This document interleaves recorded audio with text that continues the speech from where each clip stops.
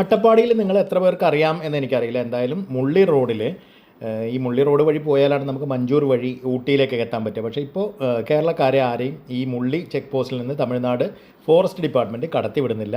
എന്നാൽ അവർക്ക് യഥേഷ്ടം കേരളത്തിലേക്ക് വരുന്നതിന് അവരുടെ വണ്ടികൾക്കോ ആളുകൾക്കോ തടസ്സമില്ല.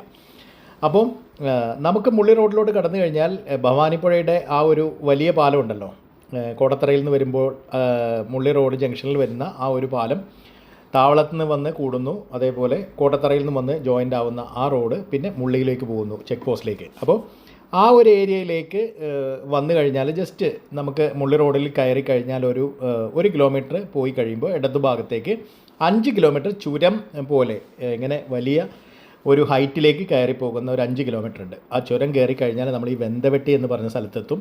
അതൊരു മലയുടെ മുകളിലേക്കാണ് നമ്മൾ എത്തുന്നത് കേട്ടോ. അപ്പോൾ അവിടെ നിന്ന് വളരെ എളുപ്പത്തിൽ കിണ്ണക്കോരയിലേക്ക് എത്താൻ പറ്റും അത്രേ.